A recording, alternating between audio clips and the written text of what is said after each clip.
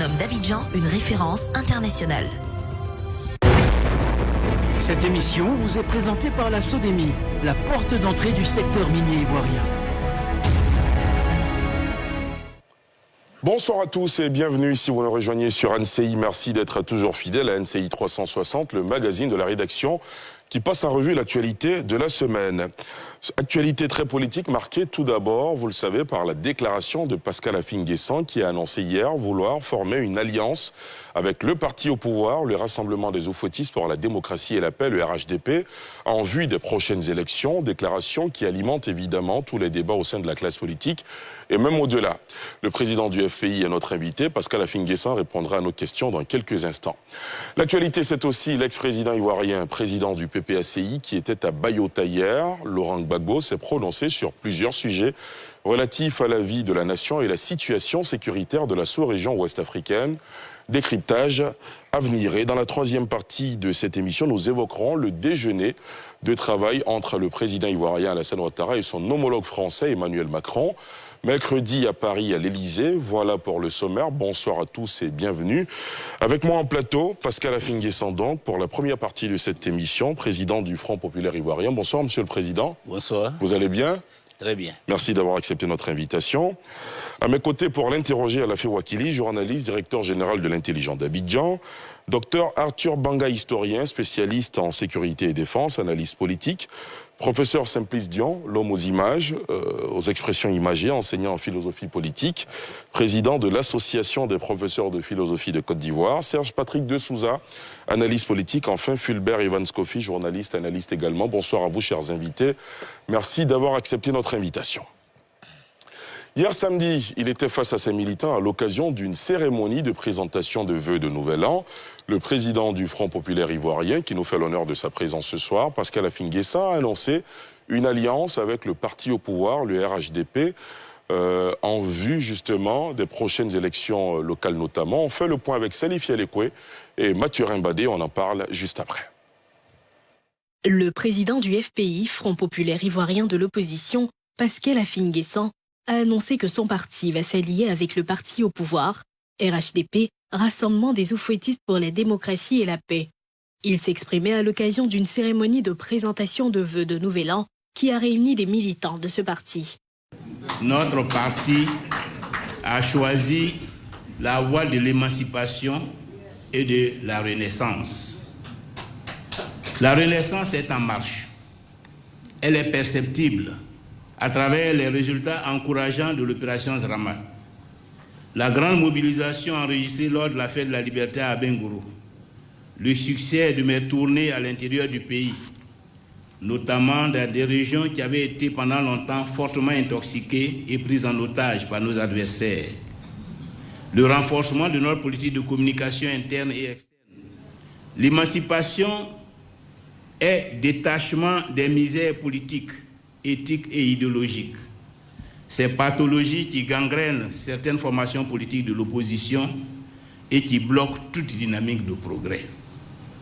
L'émancipation, c'est aussi rupture avec la solitude politique sclérosante au profit de nouvelles alliances fécondantes, dynamiques et émancipatrices qui permettent le plein développement de notre potentiel. C'est l'essence de l'alliance que nous allons conclure très prochainement avec le Rassemblement des Oufouettistes pour la démocratie et la paix. Une alliance pour dépasser nos antagonismes du passé et nous engager à œuvrer conjointement dans le respect de nos différences et de l'autonomie de chaque parti à la consolidation de la réconciliation nationale, au renforcement de la cohésion sociale, une alliance pour conclure des accords électoraux à l'occasion des consultations électorales de 2023, municipales et régionales, et de 2025, présidentielles, dans la dynamique d'une gestion conjointe de l'État. Par ailleurs, Pascal Affi-N'Guessan s'est félicité de la diplomatie qui a primé dans le règlement de la crise entre la Côte d'Ivoire et le Mali à propos des 49 soldats ivoiriens qui étaient détenus au Mali. Pascal Affi-N'Guessan, qu'est-ce qu'un parti de gauche comme le Front populaire ivoirien va chercher dans une alliance avec un parti de droite comme le Rassemblement des Oufouettistes pour la démocratie et la paix, le RHDP? L'intérêt national.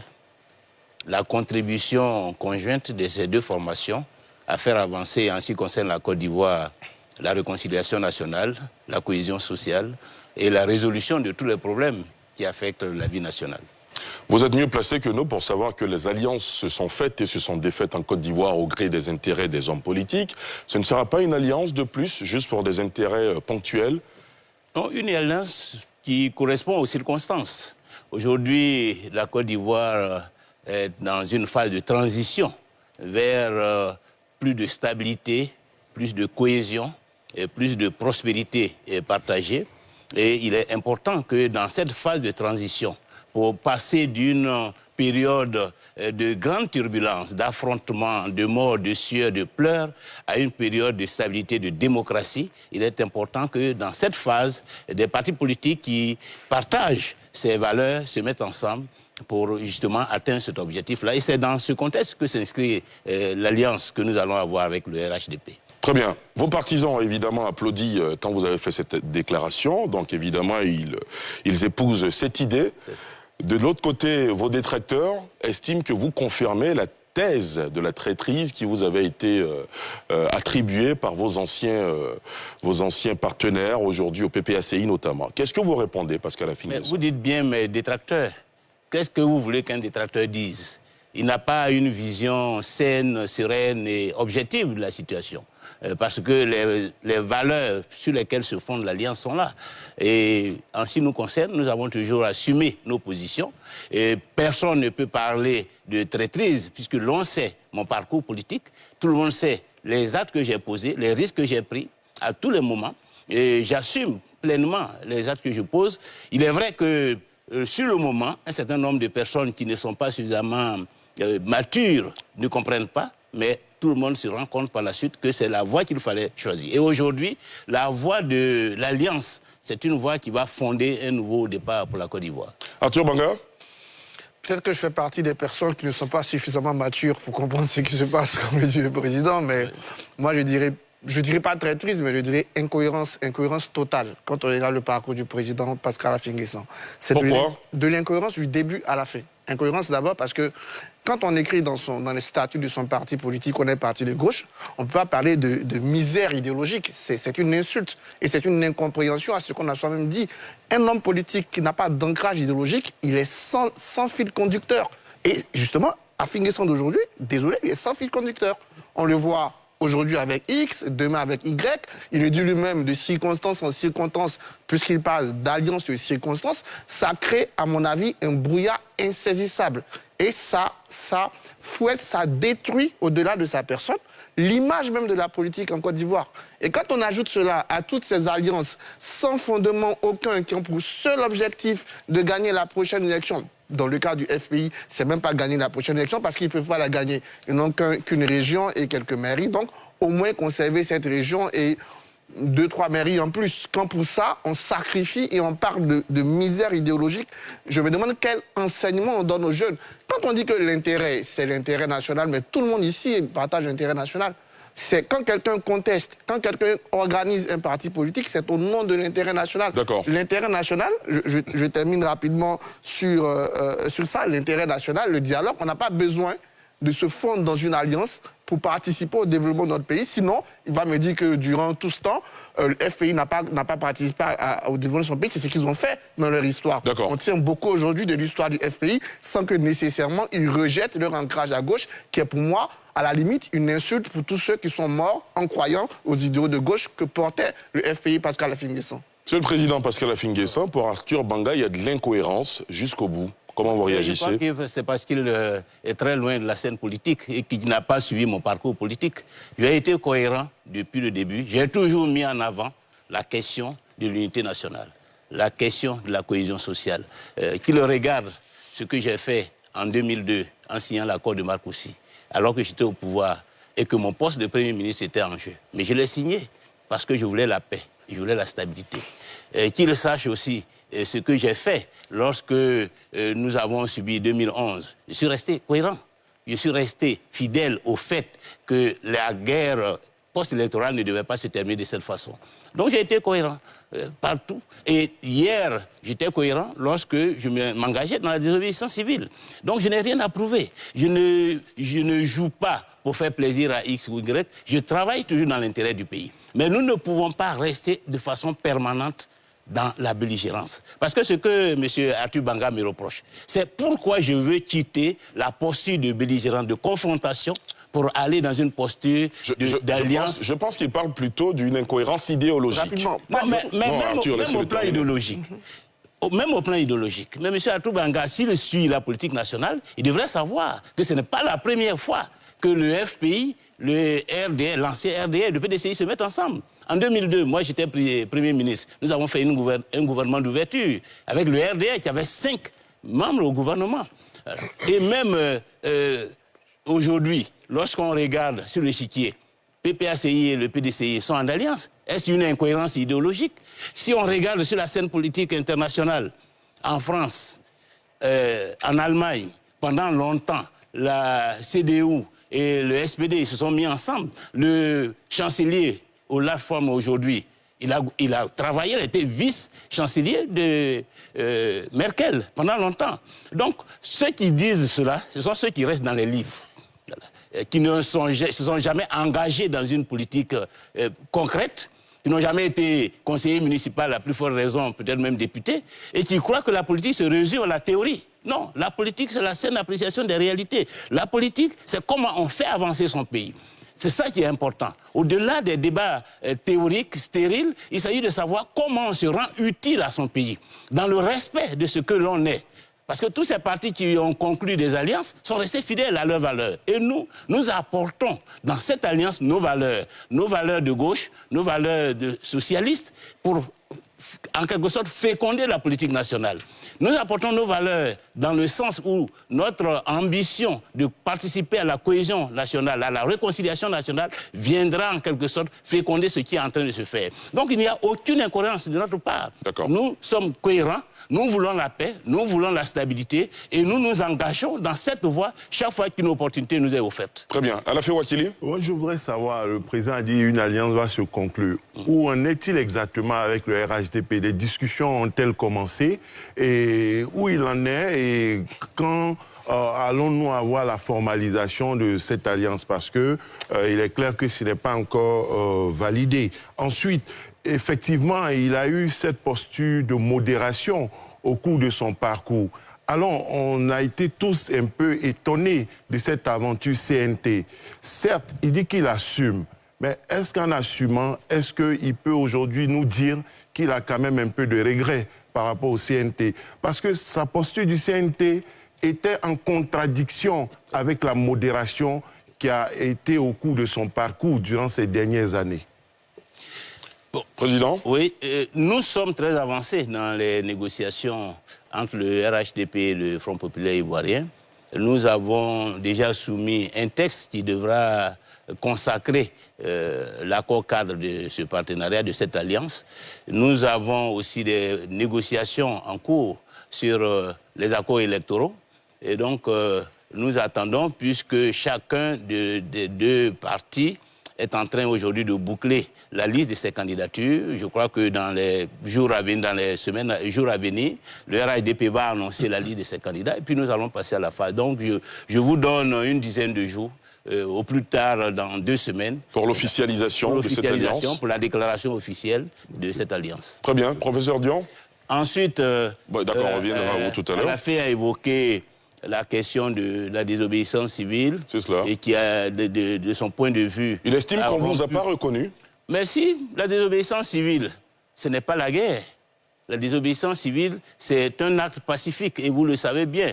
Ceux qui ont été les concepteurs de cette forme de lutte, Gandhi, Martin Luther King, n'ont jamais prôné la violence, n'ont jamais prôné la guerre. Donc, lorsque nous avons lancé, nous nous sommes associés à cette opération de désobéissance civile, ce n'est pas pour que les machettes, les fusils, disons, envahissent la scène politique, malheureusement, en face, nous avons observé donc, ces dérapages qu'on peut considérer comme des dérapages malheureux, regrettables, qui ont conduit à des morts. Et justement, c'est pour que nous ne revivions plus cette situation que nous sommes engagés dans cette opération d'alliance, de manière à ce que nous ne nous retrouvons plus face à face dans une deuxième désobéissance civile, mais que tous les problèmes de la Côte d'Ivoire puissent se régler par le dialogue, comme cela est en cours à l'heure actuelle, entre des partis qui voient les choses de la même façon, qui ont la même vision, qui ont le même sens d'intérêt pour la Côte d'Ivoire et qui vont donc travailler ensemble à stabiliser le contexte politique et à favoriser donc la mise en œuvre d'un programme de restauration politique, économique et sociale du pays. Très bien. Professeur Dion? Alors moi, quand j'ai entendu le président Afi, la première inspiration qui m'est venue, je vais faire peut-être de la théorie, que le président m'en excuse, mais c'est que Ouattara est très fort. Il est vraiment fort. Le tableau que je vois, c'est le tableau du meeting du stade Félix Houphouët-Boigny. L'opposition rassemblée. Ce que moi j'entends, c'est à Montano, je suis prêt à mourir pour le pays. Après, on fait acte de contrition. Je vois Mabrit Ouakes qui se détache. Et après, bon, c'est la parabole de l'enfant prodigue, c'est je reviens vers mon père pour lui dire que j'ai péché contre lui. Après, c'est le président Afi que je vois. Ça ressemble à de la capitulation. Pourquoi je le dis? Il n'y a rien de nouveau sous le soleil. La politique, le président Bédi a dit une fois, c'est l'art de l'impossible. Et il n'a pas tort. Il y a des alliances, il y a des ruptures, il y a des palinodies, il y a des retournements. Mais quand il s'agit du président Afi, c'est différent. Mabrit Ouakes et Amontano font partie de la biocénose du RHDP. C'est leur biotope. J'ai envie de dire naturel. Mais le président Afi, le problème que ça nous pose, nous les théoriciens, c'est que oui, la politique, c'est le lieu où se gèrent les conflits d'intérêts. Mais Afi N'Guessan, depuis 2011, quand Laurent Gbagbo va à La Haye, Afi N'Guessan est la figure de la résistance et de l'opposition.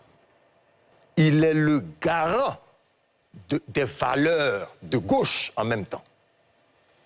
Afi N'Guessan est le patron du Front populaire ivoirien. Dans notre imaginaire, c'est un instrument de combat par excellence pour les libertés démocratiques. Afi N'Guessan se bat quand Laurent Gbagbo rentre pour garder l'instrument qu'est le FPI, au risque même d'aller en justice. Quand Afi N'Guessan garde ce parti, cet instrument de combat, mais il est normal qu'on ne comprenne pas que Afi N'Guessan aille livrer cet instrument de combat dans une sorte d'alliance qui, pour moi, ressemble à de la, le mot un peu fort, mais de la silenciation.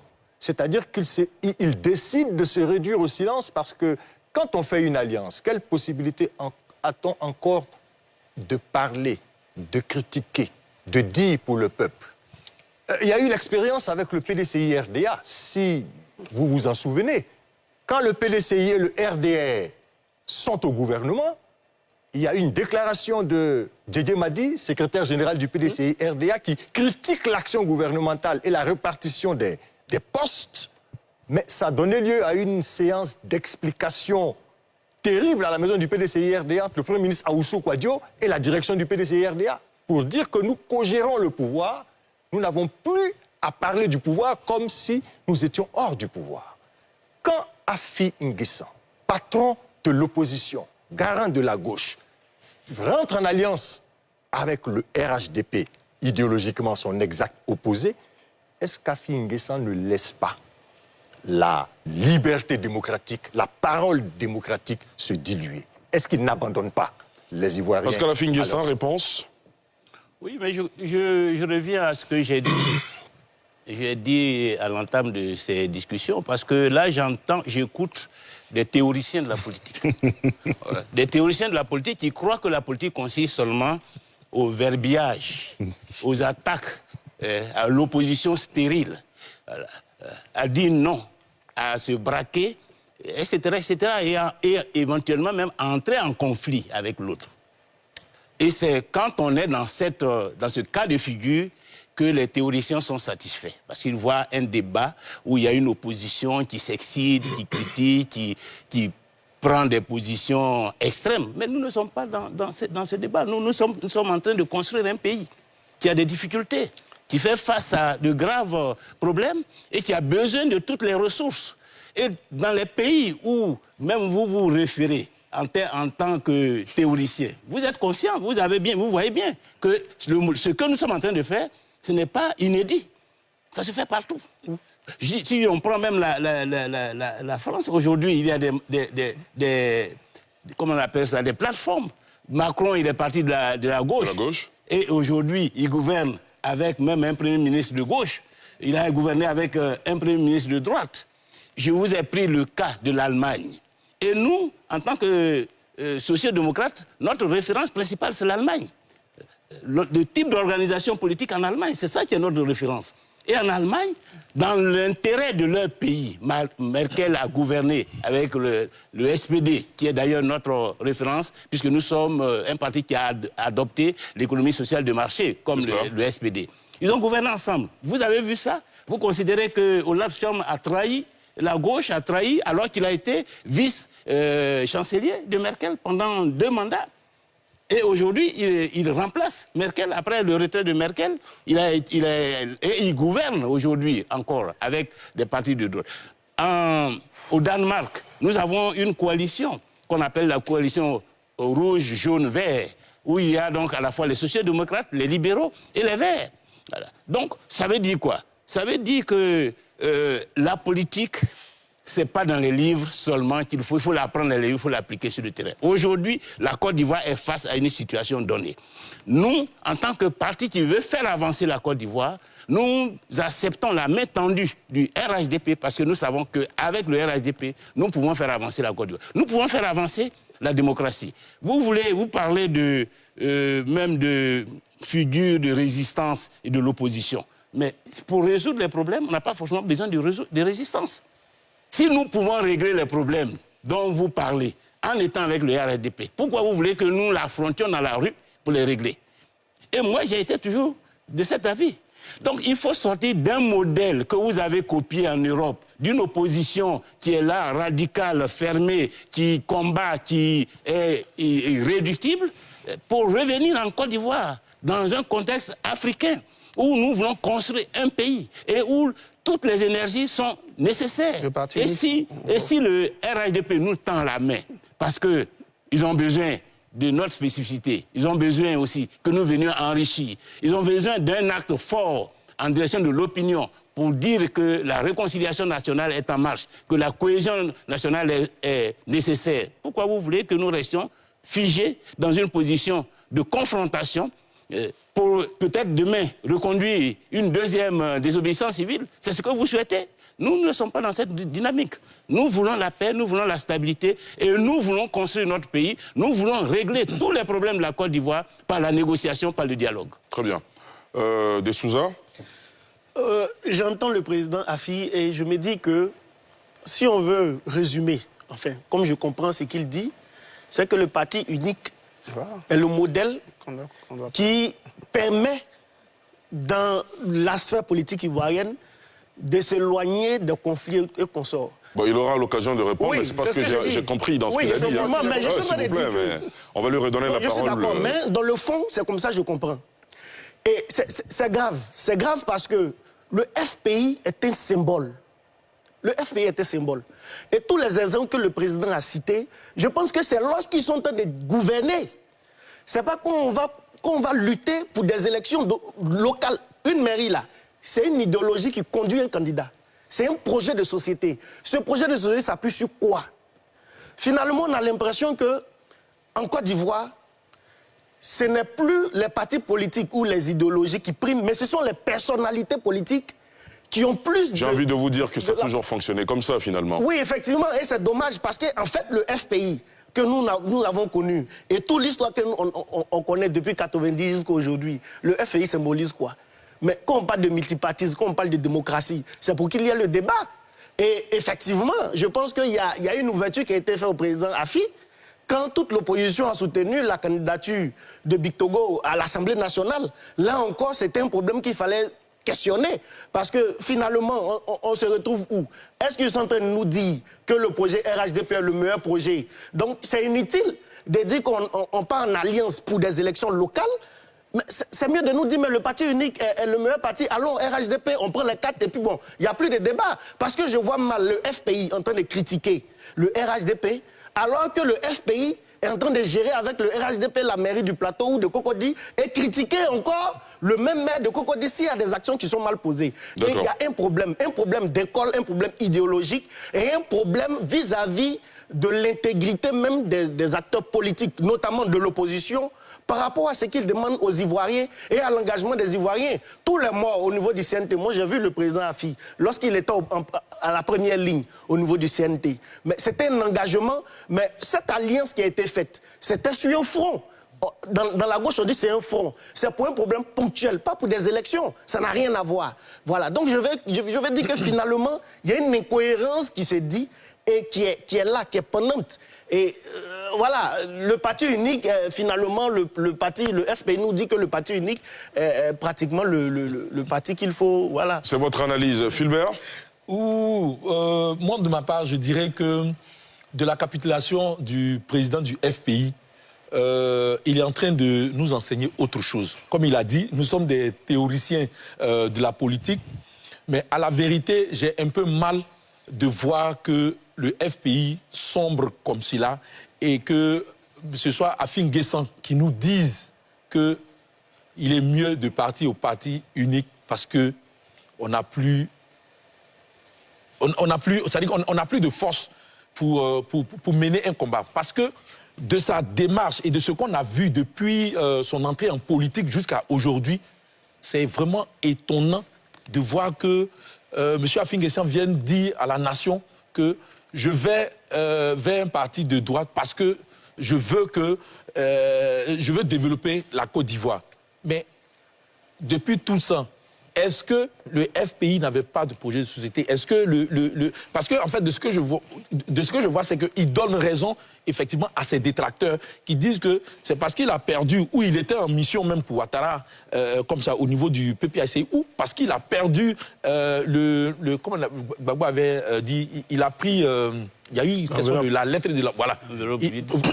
Il a pris l'enveloppe vide et que lui-même voyant que les élections à venir, il risque même de ne plus, c'est-à-dire de ne même pas exister politiquement parce qu'au niveau de sa région, tout est cuit. C'est pour cela qu'il vient là demander à ce qu'on revienne dans une alliance de FPI et de comme ça, RHDP. Mais à la vérité, c'est que je voudrais qu'il y ait quand même un peu de sagesse dans les faits et dans les actes que nos politiques posent. Aujourd'hui, j'ai la chance d'être en face de lui dire que qu'est-ce que la jeunesse doit retenir?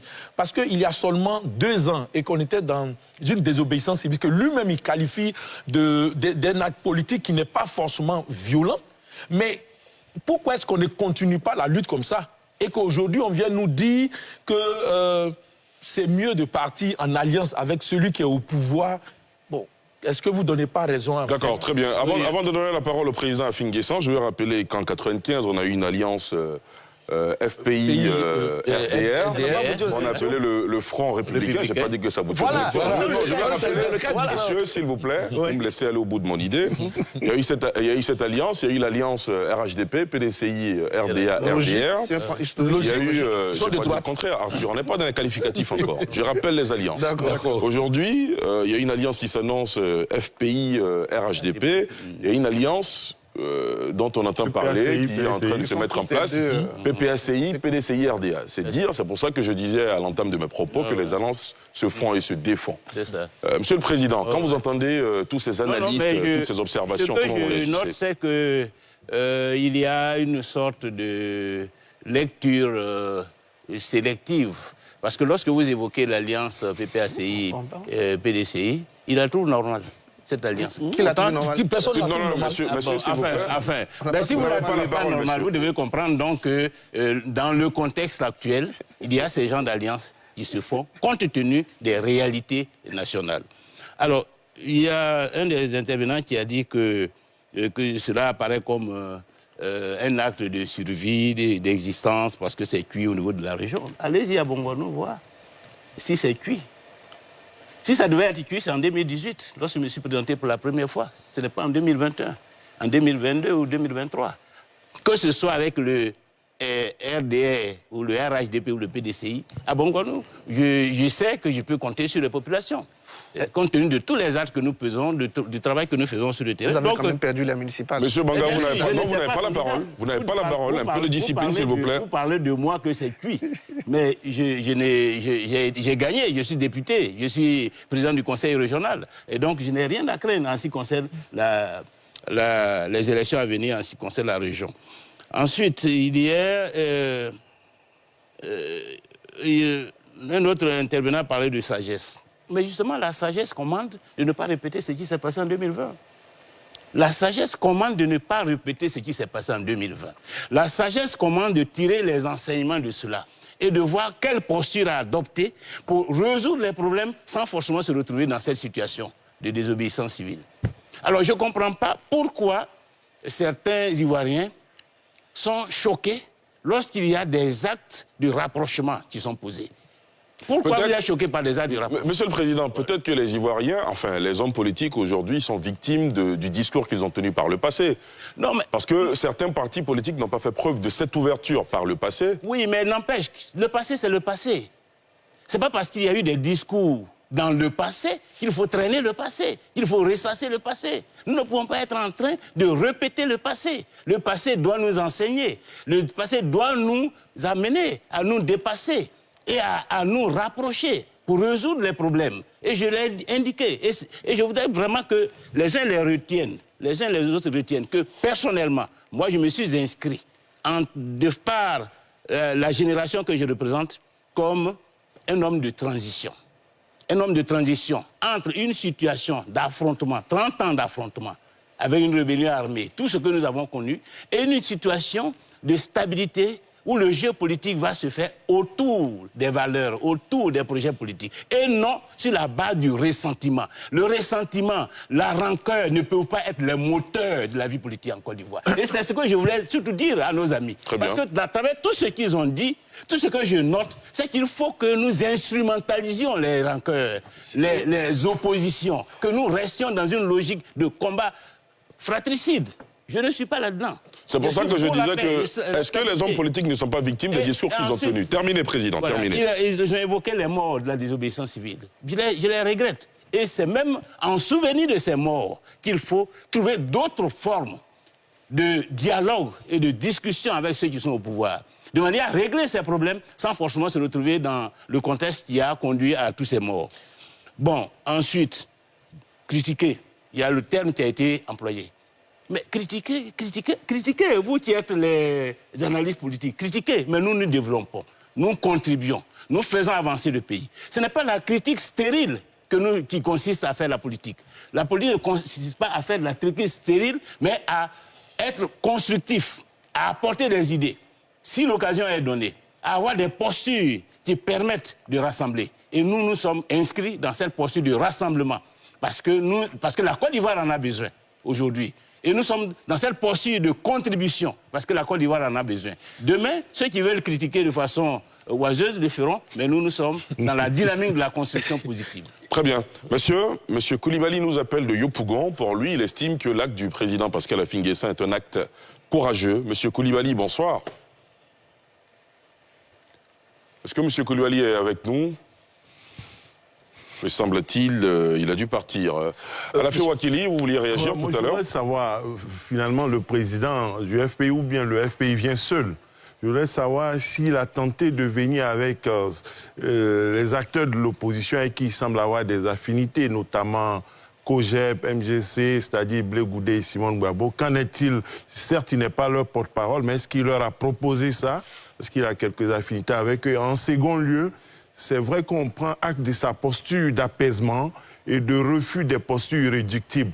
Mais est-ce qu'il pense qu'il aura fait un grand pas lorsqu'il sera venu seul, sans par exemple le COJEP, sans MGC et sans PPACI, ni le président Bédié et le PDCI?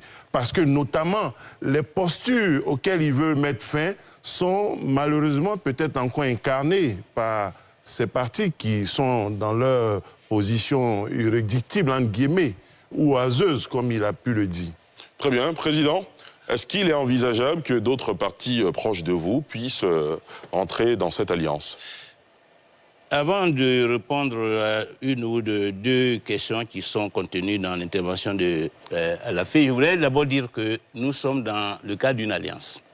Et il serait intéressant, il serait important que les téléspectateurs notent qu'il ne s'agit pas d'une adhésion au RHDP, mais qu'il s'agit d'une alliance entre deux partis politiques dans le respect de leurs différences idéologiques et de leur autonomie d'action, comme toutes les alliances d'ailleurs. Donc, cette alliance aura un nom.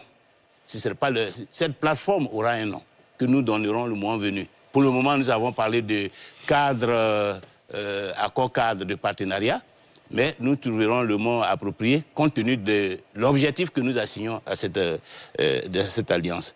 Ensuite, Alafé a dit qu'il y a effectivement des postures qui sont, disons, qui incarnent une forme de confrontation, une forme de résistance. Mais justement, c'est par rapport à tout cela que nous allons conclure l'alliance. Parce que ces postures-là sont dangereuses pour la Côte d'Ivoire. Parce que ces postures risquent de conduire le pays à de nouveaux affrontements. Et dans ce contexte, notre rôle en tant que parti politique, c'est de travailler à la consolidation, de travailler à la stabilité. Parce que ce n'est pas les individus qui nous intéressent, c'est l'intérêt national. Ce ne sont même pas les partis en tant que tels qui nous intéressent, mais l'objet de l'alliance, le but de l'alliance, l'importance de l'alliance, les retombées de l'alliance pour la Côte d'Ivoire. C'est cela qu'il faut toujours regarder. Celui qui ne regarde pas cela, qui ne cherche pas à savoir qu'est-ce que cette alliance peut apporter à la Côte d'Ivoire, est à côté de la plaque.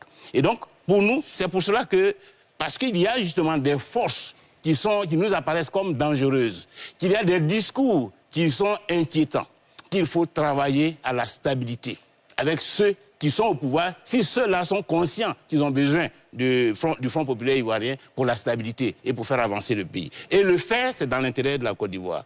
Alors, est-ce que nous venons seuls ou avec les autres? Pour le moment, nous venons seuls, puisque nous n'avons pas d'accord avec les autres. Mais si cette alliance intéresse les autres, ou si au cours de son parcours, il apparaît que cette alliance a des retombées positives, ou même a un mandat, une mission qui permet de démontrer que c'est une très bonne chose, les autres sont libres de venir. Très bien. Vous avez terminé? Oui. D'accord. Arthur Banga? Je pense qu'il faut arrêter de brandir le chiffon rouge de l'affrontement, le chiffon rouge de la déstabilisation pour leurrer les Ivoiriens. Être dans l'opposition, être en opposition ne veut pas dire qu'on ne dialogue pas. Être dans l'opposition, avoir une opposition structurée, forte, ne veut pas dire qu'il n'y a pas de paix. Et être dans l'opposition ne veut pas dire qu'on ne contribue pas. D'ailleurs, le FPI, pour certains, a mieux contribué qu'elle était dans l'opposition, qu'elle était au pouvoir. Parce que les idées d'assurance maladie universelle, les idées de décentralisation, les idées d'école gratuite, le FPI était dans l'opposition quand il les portait. Donc, il faut arrêter de brandir ce chiffon rouge. J'insiste sur le chiffon rouge de la paix et du développement. On peut bel et bien dans l'opposition et maintenir un dialogue. Quand le FPI partait faire le dialogue politique, jusqu'au 5e dialogue politique, ils étaient dans l'opposition. Est-ce que ces dialogues politiques n'ont pas donné les résultats? Donc s'ils savent qu'ils sont en perte de vitesse claire, parce que quand on regarde les derniers résultats des législatifs, même dans Bongouanou, là, il n'y a que le président Afigé qui a gagné. Bongouanou, sous-préfecture, commune, on l'a battu.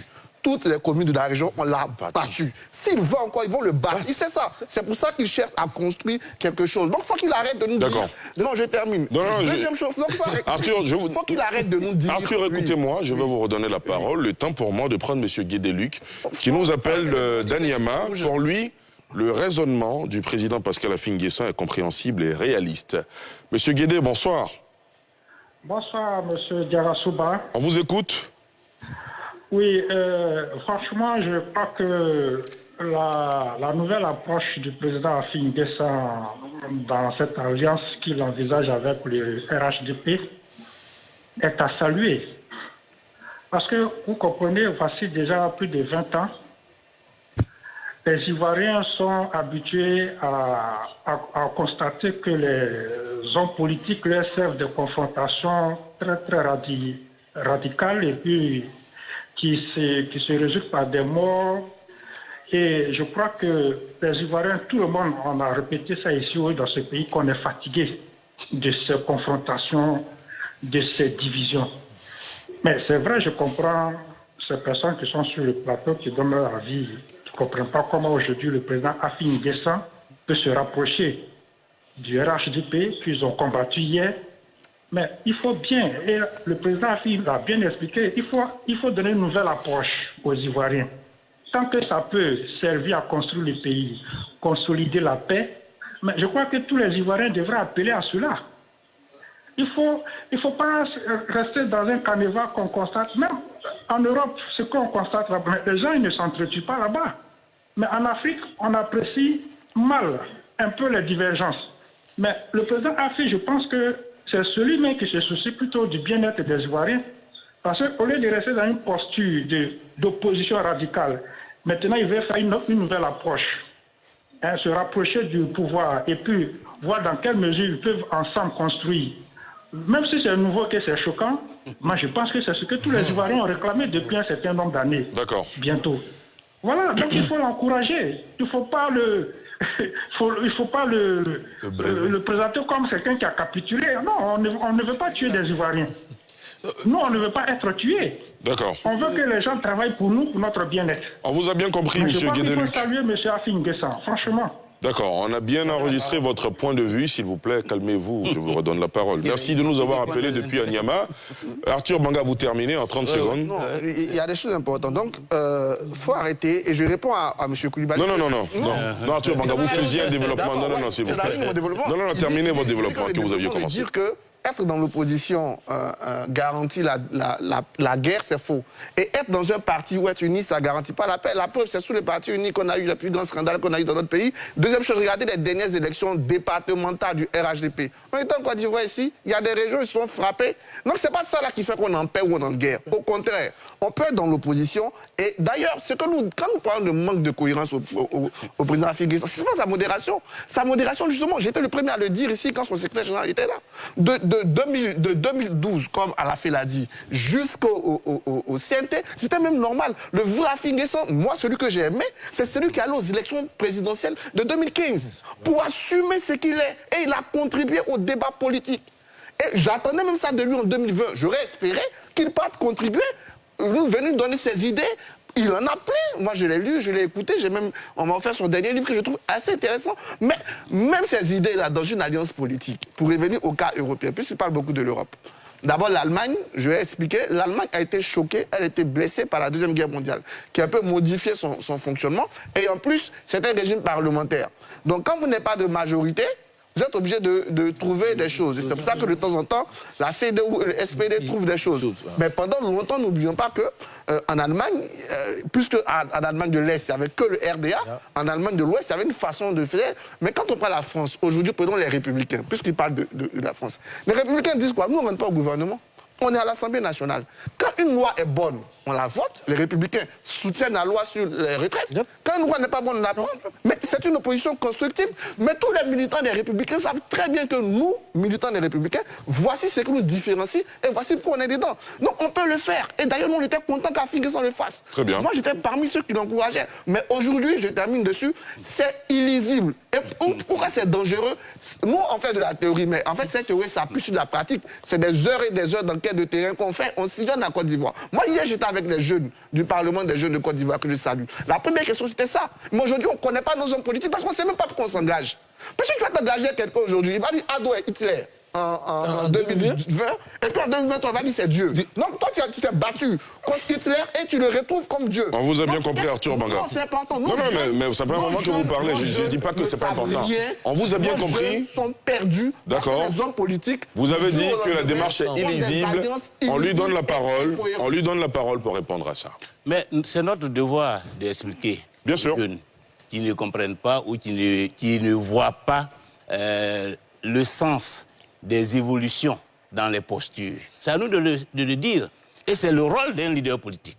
C'est le rôle d'un leader politique de pouvoir expliquer sa stratégie, sa vision, de pouvoir expliquer l'intérêt de se repositionner par rapport à une démarche, etc. Et c'est ce que nous allons faire, et c'est ce que nous faisons aujourd'hui. Je me réjouis de la réaction de votre téléspectateur qui a bien compris, à travers ce que nous avons vu, l'intérêt que la Côte d'Ivoire a à ce rapprochement entre le Front populaire ivoirien et le RHDP. Maintenant, M. Banga a parlé de la spécificité allemande, en parlant de la guerre, du régime. Mais pourquoi vous ne voulez pas qu'il y ait une spécificité ivoirienne? S'il y a une spécificité allemande, il peut y avoir une spécificité ivoirienne. Et je ne sais pas pourquoi vous êtes braqué contre cette spécificité. Voilà. Que vous voulez que je fasse comme vous le souhaitez, alors que je peux faire autrement, pour atteindre le même objectif. Peut-être même un meilleur objectif. Parce que ce que vous proposez là, je ne sais pas à quoi ça nous conduit. Et moi, je ne veux pas rentrer dans cela. Je veux sortir de la logique de l'affrontement, de la confrontation. Oui, parce que vous dites qu'on brandit le chapeau, le chiffon rouge. Mais la situation de nos 49 militaires ivoiriens détenus au Mali, on a vu les postures qui ont été adoptées par les uns et les autres. Quels sont ceux qui se sont véritablement dressés pour défendre la cause nationale? Parce que c'était la République qui était en question. Le PDC, par exemple. Pas tout le monde. Le PDC, aujourd'hui, il y a eu une cérémonie qui a eu lieu au Palais des Sports. Moi, je n'ai pas vu ces dirigeants-là. Et puis ensuite, quand j'écoute les discours, je ne vois pas les discours d'apaisement, des discours de réconciliation. Voilà. Au contraire, une volonté de revanche, de match retour. Je comprends que M. Arthur Banga aurait souhaité que je reste aux côtés de ceux-là. Parce qu'évidemment, il est de ce bord. C'est pas ce que je demande. Cela leur permet de... Attention, laissez-le terminer. Vous avez parlé, on vous a Parce qu'évidemment, avec cet accord, il est évident que les élections futures, que ce soit locales ou présidentielles 2023-2025, c'est dans le camp de cet accord-là que les vainqueurs sortiront. Et ça, c'est véritablement un drame pour certains. Donc, mon positionnement aujourd'hui est un drame pour certains, parce qu'ils voient là en perspective qu'il n'y a aucune chance. Franchement, c'est soit Afi, soit Ouattara qui va gagner les prochaines élections. Et cette perspective-là, elle est vraiment dramatique. D'accord. Avant de vous laisser partir, s'il vous plaît, avant de vous laisser partir, Monsieur le Président Pascal Affi-N'Guessan, justement, vous abordez une question qui, évidemment, sera posée par tous les Ivoiriens. Si vous rentrez en alliance avec le RHDP, 2025, c'est demain. C'est ça. Si le RHDP choisit un candidat, évidemment, dans cette balance-là, s'ils sont plus forts que le FPI, vos ambitions présidentielles seront mises en veilleuse. Pas un seul candidat. Nous sommes dans une alliance. En 2025, le RHDP aura son candidat, le FPI aura son candidat. Et celui qui passera au deuxième tour sera soutenu par l'autre. C'est la même chose au niveau des élections locales. Qu'est-ce qui a changé ? S'il vous plaît, vous n'avez pas la parole, vous ne prenez pas la parole. Mais si ça n'a pas changé, c'est donc une bonne chose. Continuons. Si rien n'a changé. D'accord. Donc voilà le schéma dans lequel nous sommes. Nous sommes dans une alliance, nous irons ensemble aux élections locales, certaines circonscriptions dirigées par le FPI, d'autres par le RHDP, mais dans tous les cas, nous considérons des listes communes, au municipal comme au régional, et à l'occasion des élections présidentielles, chaque parti présentera son candidat, et le moins bien placé soutiendra celui qui sera au deuxième tour. Avant de vous laisser partir, dernière question. Vous avez pu avoir ici une sorte de panorama, de points de vue sur votre trajectoire politique, sur cette ambition d'alliance avec le RHDP. Que souhaitez-vous que les jeunes retiennent? Mais ce que je souhaite que les téléspectateurs retiennent, c'est d'abord que nous sommes le parti de la paix, de la stabilité, de la cohésion. Et que personnellement, je veux incarner ce sentiment de rassemblement et de réconciliation. Et donc sortir des postures qui peuvent conduire le pays à des affrontements. Ça, c'est la première chose. Que deuxièmement, nous faisons une alliance avec le RHDP dans le respect de nos différences et de nos autonomies. Nous sommes un parti socialiste. Ce que nous allons apporter, ce sont les valeurs socialistes à l'enrichissement de l'action du gouvernement. Nous allons apporter ce que nous pouvons apporter pour la résolution des problèmes, des derniers problèmes qui restent, parce qu'il y a encore des problèmes en matière de réconciliation. Ce que les Ivoiriens doivent retenir aussi, c'est que au cours de cette alliance, nous comptons sur la compréhension du sens de cette alliance. Parce que cette alliance va fonder une nouvelle configuration du paysage politique, où d'un côté, tous ceux qui veulent la paix, la cohésion nationale se sont mis ensemble, et tous ceux qui hésitent encore par rapport à cette question sont aussi de leur côté. Et nous souhaitons que les Ivoiriens fassent le choix de la cohésion, de la réconciliation et de la paix. Pascal Affi-N'Guessan, merci beaucoup. Merci d'être venu sur ce plateau et d'avoir répondu à toutes nos questions. En tout cas, bon vent pour cette alliance avec le RHDP. L'ancien président ivoirien Laurent Gbagbo, en visite à Bayota, dans le centre-ouest ivoirien, a lancé un appel à la CEDEAO, la communauté économique des États de l'Afrique de l'Ouest, dans la lutte contre le terrorisme en Afrique de l'Ouest. Laurent Gbagbo, lors d'un meeting face à ses militants, où il commentait l'actualité de la sous-région ouest-africaine, a aussi proposé la mise en place d'une force spéciale. Je vous propose de l'écouter, on en parle juste après, c'est le deuxième sujet de cette émission. La CEDEAO va à la réunion et elle prend un communiqué incendiaire mettant en garde les chefs d'État nouveaux, leur demandant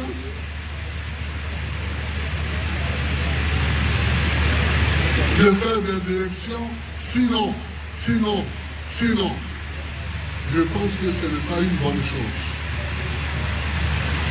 Et il faut regarder pourquoi il y a un coup d'État et pourquoi les jeunes gens applaudissent ce coup d'État. C'est ça qu'il faut regarder. Aujourd'hui, il y a un problème nouveau en Afrique de l'Ouest. Et ce problème s'appelle le djihadisme. Et pour lutter contre le djihadisme, je propose à la CEDEAO, en tant qu'organisation multi-État, de créer une brigade antiterroriste et de se mettre en mouvement pour lutter en Côte d'Ivoire, au Burkina, en Guinée, au Mali, au Niger, pour lutter contre le djihadisme. Et une fois qu'on a réglé ce problème, on pourra alors s'occuper d'autres choses. Voilà, messieurs, le président du PPACI, Laurent Gbagbo, qui se prononçait notamment sur plusieurs sujets, entre autres la situation ouest-africaine marquée par les pouvoirs de transition au Mali, au Burkina Faso. Il a estimé que la CEDEAO devrait constituer une force pour lutter contre le terrorisme. Réaction, Serge de Souza? Oui, la question est bien posée parce qu'en fait, c'est l'un des problèmes au niveau de l'Afrique. C'est que les États africains, ou du moins les instruments de coopération, ne sont pas suffisamment forts d'un point de vue militaire pour pouvoir se prendre en charge face à cette montée en puissance du terrorisme. Donc, cette proposition du président Gbagbo, elle est pertinente. Reste à voir comment est-ce que on peut mettre cette force-là en place. On a vu que ECOMOG, par exemple, est une force qui était chargée de pouvoir renforcer la démocratie au sein des différents États. On a vu ce qui s'est passé en Côte d'Ivoire, par exemple. Et donc, dans le cadre du terrorisme, on a vu le G5 Sahel. Mais on peut aller plus loin que cela en essayant, au niveau de la CEDEAO, de pouvoir instaurer cette force-là qui va mobiliser la participation militaire de chaque État à l'effet de pouvoir renforcer les différentes frontières et la lutte qui est menée à l'intérieur. Je pense que c'est l'un des éléments même qui fait la particularité des États européens, notamment l'OTAN, est forte parce que c'est une force européenne, mais qui essaie de lutter pour la protection des États européens membres de l'OTAN et aussi de ses alliés. Voilà. D'accord. Je rappelle que Guillaume Bateau nous a rejoint. Bonsoir Guillaume. Bonsoir Ali. Merci d'avoir accepté notre invitation pour la deuxième partie de cette émission. Merci. Professeur Dion, réaction par rapport à cette sortie de l'ex-président ivoirien? D'accord, je vais faire un peu de théorie.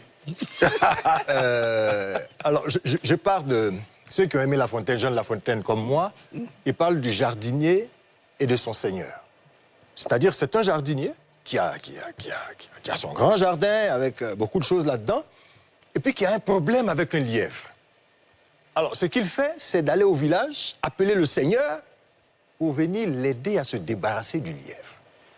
Et quand le seigneur vient, il vient avec tous ses serviteurs, il vient avec tous ses chiens, il vient avec toute une armée pour se battre contre le lièvre.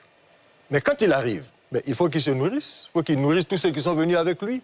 Et il prend tout son temps, il finit pratiquement tout ce qu'il y a à la maison, là. Et puis, c'est 2 jours après, il se décide d'aller à la chasse au lièvre.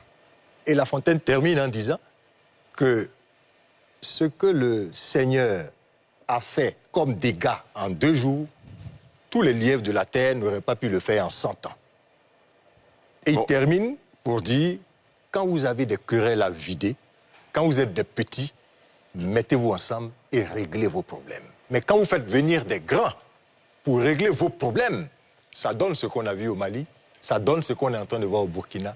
C'est pour ça que cette réflexion-là, elle me paraît pertinente, puisqu'il dit, organisons-nous pour éviter qu'on dise demain, les Français sont venus, ils ont fait 2 ans, 3 ans, 10 ans, ils n'ont pas pu nous libérer. C'est eux qui arment les terroristes, comme on l'entend ces derniers jours. Mais pourquoi ces pays africains ne pourraient pas s'organiser, créer une armée pour se battre contre ce fléau qui nous concerne directement? C'est une question qui est en suspens depuis de longues années. La réflexion est pertinente. Il faut que la CEDEAO creuse cela, mais je pense que c'est une bonne piste. Très bien. Alafé Ouakili?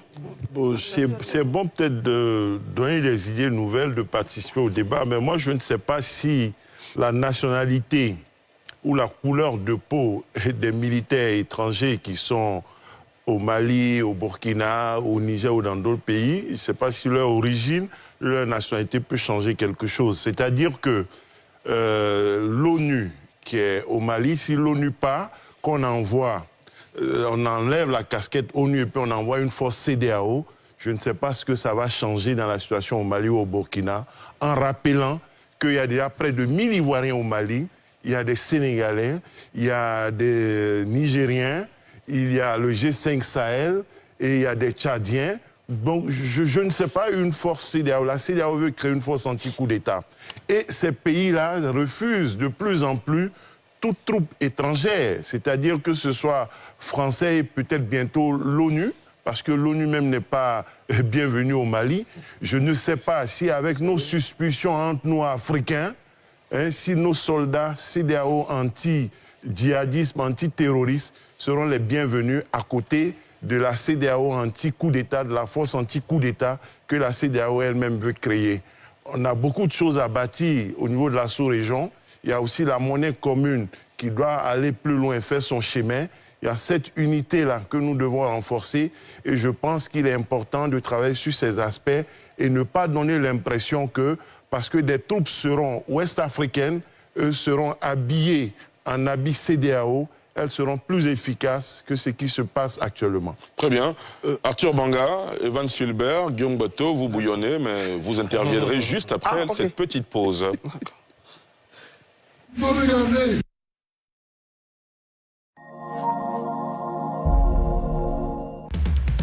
Le port d'Abidjan est le poumon de l'économie ivoirienne. Depuis 2012, il est en travaux pour agrandir le canal de Vridi, moderniser le terminal à pêche, construire un terminal roulier, un second terminal à conteneurs, un terminal céréalier et réaliser 40 hectares supplémentaires de terrains industriels. Conforme aux standards internationaux, il est certifié aux normes qualité ISO 9001, environnemental ISO 14001 et de sûreté SPS. Le port d'Abidjan est le leader de l'Afrique de l'Ouest. Port autonome d'Abidjan, une référence internationale. Depuis 1962, la SODEMI, Société pour le développement minier de Côte d'Ivoire, a développé une solide expertise en matière de recherche et ingénierie minière. Ses missions, exécuter les programmes de recherche géologique et minérale, participer à la mise en valeur des découvertes et à l'exploitation des gisements. Pour plus d'infos, www.sodemi.ci. Email, info@sodemi.ci. Téléphone, 27 22 22 01 00. 27 22 22 01 24. SODEMI, 60 ans d'engagement au service du développement minier de la Côte d'Ivoire. Pour nous qui travaillons à notre propre compte, le régime social des travailleurs indépendants de la CNPS est une protection en cas de maladie ou de maternité et la garantie d'une pension de retraite à vie. À partir de 120 francs CFA de cotisation par jour, recevez jusqu'à 90 000 francs CFA par mois en cas de maladie ou jusqu'à 180 000 francs CFA par mois en cas de maternité et une pension à vie à la retraite. Enrôle-toi gratuitement dans une agence CNPS sur le site www.cnps.ci et sur l'application mobile RSTI. Grâce au régime social des travailleurs indépendants, la CNPS maintenant, c'est pour tout le monde. L'IPS Segrae informe tous les bénéficiaires de ces prestations qu'elle procède à une opération de contrôle de vie du 7 novembre 2022 au 31 janvier 2023. Les pièces à fournir sont un certificat de vie, une copie du bulletin des différentes prestations perçues et une copie de pièce d'identité en cours de validité. Si vous êtes tuteur ou conjoint survivant, si vous résidez à l'étranger ou que vous êtes à mobilité réduite, contactez l'IPS Segrae pour connaître les compléments de pièces à fournir ou les dispositions prises en votre faveur. Infoline 27 20 25 12 12. L'IPS Segrae. Vous manquez de temps? La SECTA vous en offre avec la pose de votre plaque d'immatriculation à domicile. Composez le 800 841 ou au 07 88 09 22 69 pour vous assurer de la disponibilité de votre plaque d'immatriculation. Donnez-nous la date, l'heure et le lieu de rendez-vous de la pose de votre plaque d'immatriculation. Et l'équipe de pose de la plaque à domicile de la SECTA, opérationnelle dans les 10 communes d'Abidjan, se déplacera pour la pose au lieu, à la date et l'heure indiquée. Le coût de la pose hors frais de sécurisation de la plaque d'immatriculation est de 4 300 francs CFA et un reçu vous est délivré.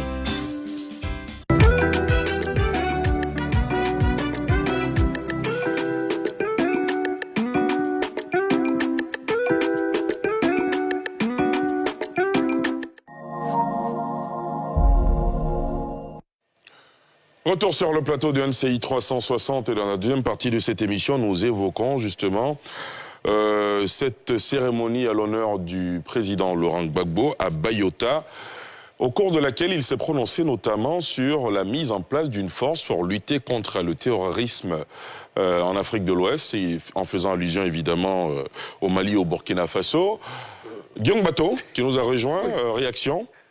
Oui, bon, moi, je suis désolé pour le président, peut-être que ça fait longtemps qu'il n'était pas là. Il y a des initiatives au niveau de la sous-région. Il y a des initiatives. Vous faites référence à quelle initiative? Le chef d'Accra, la CEDEAO réfléchit, les forces armées, les états-majors sont en contact, et quelqu'un l'a rappelé. Contre le terrorisme, le G5 Sahel, c'est une initiative africaine.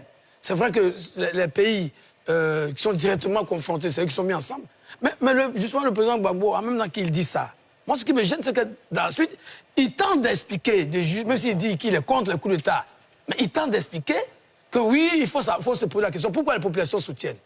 D'abord, les populations ne soutiennent pas le coup d'État. Ce n'est pas vrai. Parce que j'ai toujours dit, il ne suffit pas de prendre 3 kidams, les mettre dans la rue et dire que la population soutient. La seule façon pour savoir si on soutient un projet, ce sont les élections. Donc, si lui, il se pose des questions même par rapport au coup d'État, mais ce sont les putschistes là justement qui fragilisent aujourd'hui la CEDEAO. Donc, si on veut, encore que je l'ai déjà dit, il y a des initiatives qui sont déjà prises. Mais si on veut vraiment que la CEDEAO soit efficace, il faut qu'on soit tous solidaires, rangés derrière la CEDEAO. Parce que si nous-mêmes, on n'est pas convaincus que la CEDEAO nous est utile, comment on peut demander à la CEDEAO d'aller combattre le terrorisme, encore que les initiatives existent déjà? Donc il faut que les leaders politiques africains, ivoiriens notamment, aient un discours clair vis-à-vis des coups d'État. Vis-à-vis des coups d'État. Ce sont les coups d'État qui mettent la CEDEAO en péril et qui mettent nos populations en péril. Et ces coups d'État ne sont pas faits pour arranger les choses, pour nous aider dans ce contexte de lutte contre le terrorisme. Bien au contraire. Vous avez vu, le Mali s'est retiré du CSL, chasser l'ONU, chasser la France. Vous savez que ces opérations ont un coût. Est-ce que nos pays, même si aujourd'hui on décide de se mettre ensemble avec la CEDEAO, mais est-ce que nos pays ont suffisamment de moyens pour lutter contre ce terrorisme aveugle, une vraie nébuleuse? Non. Il faut, non seulement c'est vrai que la CEDEAO, l'Union africaine, mais aussi nos partenaires. Le terrorisme est un fléau mondial. Il faut accepter que la réponse soit mondiale. Voilà. Très bien. Evans? Oui, ici, je pense que le président Gbagbo a dit quoi? Il a dit que il faut que les chefs d'État, en fait, arrêtent de prendre des décisions ou de menacer ceux qui sont au pouvoir par les armes. Ça ne veut pas dire qu'il soutient. Donc, en fait, non, je viens. S'il vous plaît, Guillaume, s'il vous plaît. Laissez-le terminer. On les applaudit. Non, Guillaume, s'il vous plaît. Ici, il veut qu'on réfléchisse en disant que qu'est-ce qui se passe et puis les populations soutiennent ceux qui sont au pouvoir. Mais moi, je veux aller plus loin. Parce que quand il dit que il faut que la CEDEAO s'organise pour avoir une force, c'est déjà bien. Mais pour moi, en fait, c'est le phénomène des djihadistes tel que ça se présente chez nous. Qui est derrière les djihadistes? Est-ce qu'aujourd'hui, il n'est pas temps que... Qui est derrière? Vous avez des révélations à nous faire, peut-être? Tu as vu qui? Non. Guillaume, attention. Guillaume, ne me fait pas rire. Mais quand tu dis j'ai vu qui, non. Il y a que, si on essaie de comprendre ce qui se passe au Mali, au Niger, il y a que ce phénomène de djihadisme monté dans le noir par certaines forces, aujourd'hui se retrouve être un problème pour l'Afrique, c'est-à-dire que pour ces pays. Mais en même temps, je pense que comme les djihadistes, la plupart du temps, sont eux-mêmes africains, il n'y a qu'une solution africaine, c'est de partir vers eux. Je pense même que c'est ce que le Mali veut faire pour dire que nous-mêmes, on va aller discuter avec eux. J'ai entendu Guillaume dire tout à l'heure qu'on n'a pas les moyens de partir. Donc, il faut qu'on traite avec les partenaires. Je suis tout à fait d'accord, mais pas d'accord qu'on n'a pas les moyens. C'est-à-dire qu'à chaque fois, on reste sur les Africains n'ont pas les moyens, les Africains n'ont pas les moyens. Voilà. C'est-à-dire que ce n'est pas que les Africains n'ont pas les moyens, mais c'est qu'il faut qu'on s'organise, nous, Africains, pour aujourd'hui trouver notre solution même à ce phénomène de djihadisme. Parce que à chaque fois, on attend que les autres viennent nous donner une solution. Et partout où il y a le terrorisme en Afrique, on attend que ce soit l'OTAN, on attend... Et souvent, ils utilisent cette histoire même de terrorisme et autres pour régler même des cas politiques. Donc pour moi, aujourd'hui, c'est que les Africains, à un moment donné, que ce soit au niveau de l'Union africaine ou de la CEDEAO, trouvent une solution africaine au problème du terrorisme en Afrique. Il y a beaucoup de non-dits dans ce que vous dites quand même. Oui, c'est parce que... Vous faites des affirmations sans toucher du doigt les acteurs. Ça fait qu'on ne vous suit pas forcément. Arthur Banga, réaction? Deux choses déjà dans le discours de Laurent Gbagbo ou dans sa prestation. Déjà sur la forme, moi c'est intéressant de voir Laurent Gbagbo bouger. Et depuis qu'il est là, il essaie. Le pays guéri, le pays brillé, le pays attié, et là même à Bayota, c'est bien. Moi je pense qu'on a besoin de le voir pour redynamiser cette troupe. Et ce qu'il fait, c'est intéressant. Quand je compare par exemple à Bédier du PDCI, qui dort à Daoukro et à Abidjan, là il y a plus de dynamisme, et c'est déjà important, dans la forme. Dans le fond, on se rend compte que Laurent Gbagbo n'est pas encore au fait des dossiers, tout au moins. Parce que s'il était au fait des dossiers, il aurait compris que la question d'une force africaine ne se pose même pas à la CEDEAO. Ça, c'est déjà un acquis. Il ouvre une porte qui est largement ouverte jusqu'à la sortie de la maison. Voilà, la question aujourd'hui, c'est de réfléchir à comment... Je rappelle que la CEDEAO est la première CER à mettre en place une force d'imposition de la paix, qui est l'ECOMOG. À part la CEDEAO, personne n'a ça. Et d'ailleurs, c'est en regardant le monopole de l'ECOMOG que le modèle de l'ECOMOG, que l'Union africaine a mis en place ce qu'on appelle l'APSA, l'architecture de prévention des crises en Afrique. Donc, dans ce lieu-là, la CEDEAO est même plus en avant que tous les autres. Et la CEDEAO essaie de faire mieux. Mais comme l'a dit Guillaume, aujourd'hui, la CEDEAO est fragilisée. Pourquoi? Parce que moi, j'appelle ça un soutien à peine voilé aux putschistes. Parce que venir dire, je suis contre des coups d'État, mais faut non... On ne dit pas non à un putschiste, on lui dit quoi? Tu as bien fait, donc on t'écoute. D'ailleurs, c'est même pas ce que la CEDEAO fait. D'ailleurs, c'est caricaturé quand vous dites que la CEDEAO dit non aux putschistes. C'est le principe, on dit non. Mais toutefois qu'il y a eu un coup d'État, la CEDEAO a discuté avec les putschistes, les Maliens, puisque c'est d'eux qu'on parle, elle a discuté avec eux. La condition première, c'était d'avoir un civil qui dirige la transition. Ils ont violé ça sans que la CEDEAO ne sanctionne. C'est quand ils ont voulu passer de 2 à 5 ans qu'on a dit c'est pas la peine. Donc il ne faut pas aussi en même temps croire que la CEDEAO ne négocie pas, ne discute pas avec les putschistes. Et d'ailleurs, je trouve que cette position n'est pas assez ferme contre les coups d'État. Il faut avoir une position claire, ferme contre les coups d'État. Et à partir de cette fermeté, on pourra après discuter, analyser. Mais quand moi j'appelle ça des soutiens à peine voilés, et je trouve que pour Laurent Gbagbo, c'est pas normal. C'est pas juste pour quelqu'un qui se réclame être démocrate. Guillaume? Oui, je n'ai pas dit qu'on n'a pas les moyens. D'accord. Je n'ai pas dit ça. En plus, on les a Moi, pas. je ne suis pas un artisan du misérabilisme. Ah, d'accord. Non. Je dis, tu l'as dit, je l'ai déjà dit, il y a des initiatives au niveau de la CEDEAO et la CEDEAO, c'est toujours impliqué. Donc, ce n'est pas ça le sujet. Ce que je dis, c'est que même si nous avions des centaines de milliards de dollars, nous ne devons pas nous passer de l'aide, de soutien de nos partenaires. C'est ça que je dis. À savoir que le terrorisme est un fléau mondial. Bon, Ali a relevé, mon frère Kofi, il a tangué, il dit, bon, qui est derrière? Mais le terrorisme, il frappe partout. Vous voyez que l'un des premiers continents victimes du terrorisme, c'est l'Europe, où il y a eu des attentats pendant plusieurs années. Donc, on ne peut pas dire que oui, bon, aujourd'hui, c'est un fléau mondial. Il faut une réponse mondiale. C'est une erreur que de faire croire que les Africains seuls peuvent faire face au terrorisme international. C'est ce que je dis. Je dis, même si... C'est pas parce que tu as beaucoup d'argent que si ton voisin veut venir t'aider à éteindre un incendie chez toi, tu lui dis non. Moi, j'ai suffisamment de bras valises, tu vas le chasser. C'est ce que je dis. Je dis que c'est une erreur de faire croire aux Africains que seuls, parce qu'ils sauraient à la fin un peu poser le problème, si c'est eux, c'est ça que ça va se régler. Non.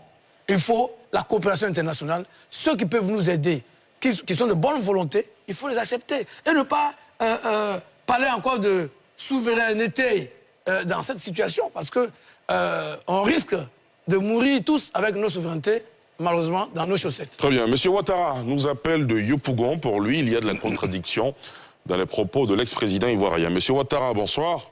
Bonsoir, monsieur Diarassoua. Quel est votre développement? Allez-y. Oui, en fait, comme je l'étais disant, il y a une contradiction flagrante quand même entre ce que la vidéo qu'il y a vue sur le président Gbagbo, qui trouve que on doit lutter contre le terrorisme. Oui, allez-y, allez-y. Oui, il y a une contradiction flagrante que je disais. Imaginez un peu le Gbagbo de 90 qu'on connaît, qui a toujours défendu qu'il n'est pas d'accord pour les coups d'État. Et puis aujourd'hui, ce M. Gbagbo est en train de faire une vidéo où il soutient encore le coup d'État. On n'a pas cherché à analyser pourquoi les jeunes soutiennent le coup d'État au lieu de chercher. Alors que réellement, quand on voit les djihadistes, c'est carrément un phénomène descendant directement de l'instabilité dans ces différents pays. Je prends le cas canadien du Mali. Les djihadistes ont toujours été au Mali depuis Modibo Keïta. Mais c'est parce que c'est la faveur des différents coups d'État qui a fait que les djihadistes sont descendus. Donc, les coups d'État, c'est plus dangereux que les djihadistes en Afrique. Et je pense que la CEDEAO a bien fait de réfléchir sur l'armée anti-coup d'État que de penser plutôt avoir une idée sur les djihadistes. Le djihadisme, on ne peut pas, comme le frère Guillaume Bateau le disait tout à l'heure, je suis quand même d'accord avec lui, on ne peut pas lutter contre les djihadistes seuls. C'est pas possible. Très bien. Parce que le djihadiste, c'est qui? C'est toi, c'est moi, c'est le voisin d'à côté qui a un boubou, qui a une veste et il a une bombe, on ne sait pas c'est qui.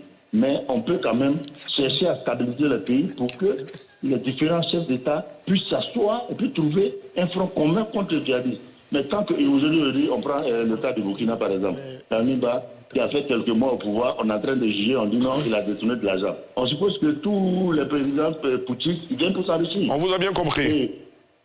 On vous a bien compris, monsieur Ouattara. Merci beaucoup de nous avoir appelés depuis Yopougon. Serge Patrick de Souza, réaction. Oui, je voudrais dire que, en fait, le discours du président Gbagbo, moi je vois plus c'est un appel. C'est pas qu'il veut inventer une nouvelle approche. Il incite d'ailleurs les acteurs politiques au niveau de la CEDEAO à aller dans ce sens-là. Et c'est une très bonne idée. Moi, c'est comme ça, moi j'ai compris. C'est pas qu'il vient inventer. En ce qui concerne la question des coups d'État. Mais vous voyez, on a vu cette réalité en Côte d'Ivoire à un moment donné où on a vu des chefs, des leaders politiques féliciter la rébellion, le coup d'État. Les discours se disent en faisant ce qui nous arrange. Dans lui-même. Non, je suis en train de dire, les discours se disent en fonction de ce qui les arrange. Et on a vu ça en Côte d'Ivoire, des leaders politiques qui ont félicité la rébellion, des leaders politiques qui ont félicité le coup d'État de 1999. Et c'est une réalité. Maintenant, la question de fond, c'est que il faille qu'on fasse la différence entre les questions de gouvernance et les questions sécuritaires. Ce ne sont pas le fait du terrorisme qui motive les gens à faire le coup d'État. Moi, je pense que c'est une question de gouvernance. C'est une question de gouvernance. Les deux sont liés un peu. Quels sont les arguments qui sont avancés? Même si après, on dit que c'est une question de coup d'État, mais les arguments qui sont avancés et que ces arguments-là rentrent en conformité avec les aspirations des populations, c'est quoi? Au Mali, c'est quoi? Je viens. Terminé. Le problème du Mali, il y avait un problème au niveau du peuple Touareg qui se plaignait d'une forme d'exclusion. S'il vous plaît, monsieur. Qui se plaignait d'une forme d'exclusion. Et c'est la révolte sur les différentes manifestations du peuple Touareg qui s'est confondue. En quelle année? Arthur Banga. Est-ce que c'est toi qui es le journaliste d'ici? Arthur Banga, s'il vous plaît. C'est Ali Diassoba qui pose les questions. Et donc, ce sont les Touaregs qui ont essayé de manifester leur mécontentement. Et c'est de là qu'est parti le terrorisme dans le nord du Mali. Et c'est pareil, au Burkina, le dernier coup d'État avec Ibrahim Traoré, c'est pas parce que c'est le terrorisme, mais c'est parce que des décisions politiques n'ont pas été prises. Pour vous, ce sont essentiellement des questions de gouvernance. Ce sont des questions de gouvernance qui n'apportent pas la sérénité au niveau des populations. Et c'est ce qui motive d'ailleurs ce genre d'initiative. C'est pas que je justifie cela, mais je dis qu'il faut faire très attention. En même temps, on condamne le coup d'État, mais en même temps, il faut encourager la bonne gouvernance et condamner ce qui n'est pas bien fait. D'accord, on vous a bien compris. S'il vous plaît, professeur Dian, vous voulez réagir? Alors, oui, juste quelques mots.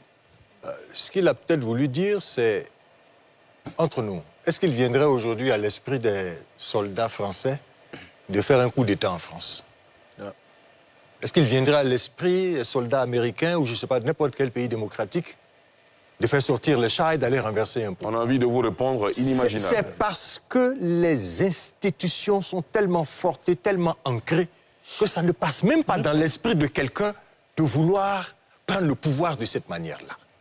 Donc, ce qu'il est certainement en train de dire, et qu'il n'a pas dit au goût des uns et des autres, c'est que, par principe, dans le contexte africain, le coup d'État, il faut le condamner, il faut le bannir. Ça n'est pas la meilleure façon d'accéder au pouvoir.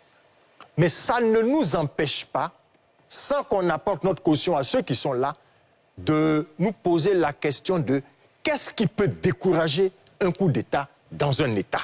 C'est des institutions fortes, c'est une conscience démocratique ancrée. C'est ça qui fait que le jour où n'importe quel farfelu va décider de prendre le pouvoir, mais il trouvera déjà la forteresse des citoyens devant lui pour lui faire comprendre que cet État-là est passé à une autre étape. Je crois que c'est comme ça que moi j'ai perçu le laïus du président. Très bien. Oui. Guillaume? Oui. Moi, j'ai toujours dit, il faut qu'on soit conséquent. La réponse à la mauvaise gouvernance, ce n'est pas le coup d'État. Je suis désolé. Ils font pire. Les problèmes de gouvernance, on ne les règle pas par des coups d'État. On les règle en sanctionnant ceux qui sont au pouvoir dans les urnes. Donc, il faut qu'on arrête de dire, oui, il y a des problèmes de gouvernance. Bon, Goïta, il rend compte à qui? Ce qu'il fait au Mali, il rend compte à qui? Il a quel mandat? Le jeune Ibrahim Traoré qui est arrivé, il rend compte à qui? Quelqu'un a dit tout à l'heure, son prédécesseur, le colonel Damiba, on dit qu'il a détourné des millions. Ça, c'est la bonne gouvernance? Non, il faut que les Africains arrêtent. Je dis. Et puis aussi, il faut arrêter d'abuser les gens. Aucune population ne soutient les putschistes. C'est pas vrai. Le Burkina Faso, c'est un pays qui a plus de 20 millions d'habitants.